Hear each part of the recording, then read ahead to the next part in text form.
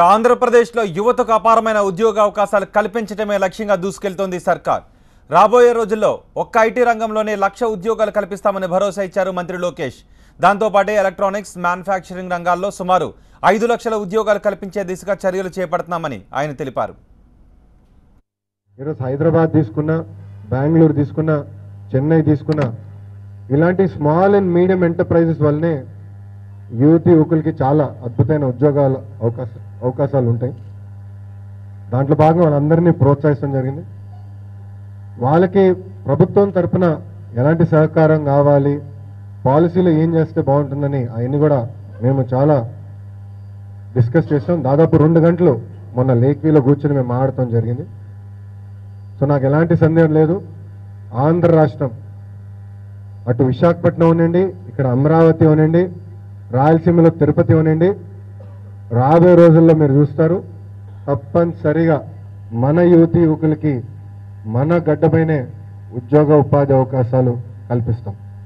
చివరిగా చెన్నైకి వెళ్ళినా, బెంగళూరుకి వెళ్ళినా, హైదరాబాద్కి వెళ్ళినా ఐటీ కంపెనీలు ఉండేది ఆంధ్రోళ్ళే, పనిచేసేది ఆంధ్ర యువకులు.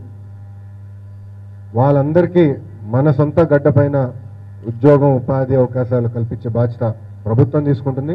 ఒక్క ఐటీలోనే 1,00,000 ఉద్యోగాలు ఆంధ్ర రాష్ట్రంలో రావాలి.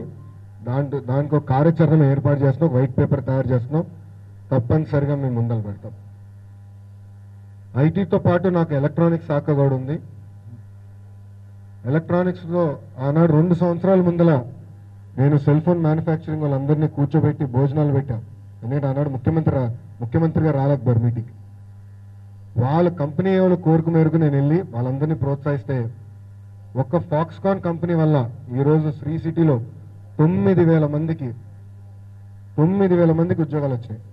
అది కూడా అందరు మహిళలకే, మొత్తం మహిళలకే ఈరోజు ఉద్యోగాలు వస్తాం జరిగింది. వాళ్ళ సంస్థ CEO జాష్తో కూడా నేను మాట్లాడటం జరిగింది. ఛార్జ్ తీసుకుని మొదటి ఫోన్ ఆయనకి చేస్తాం జరిగింది. ఆయన కమిట్మెంట్ ఇచ్చారు, మొదటి క్వార్టర్ అంటే రాబోయే 3 నెలల్లో ఇంకొక 3,500 ఉద్యోగాలు, 3,500 ఉద్యోగాలు ఇస్తామని. సెల్కాన్ బాగా చేస్తున్నారు, అక్కడ ట్రయల్ ప్రొడక్షన్ స్టార్ట్ అయింది, కార్బన్ వస్తుంది. సో రాబోయే రోజుల్లో కూడా మీరు ఒక్కసారి ఆలోచిస్తే మ్యానుఫ్యాక్చరింగ్లో కూడా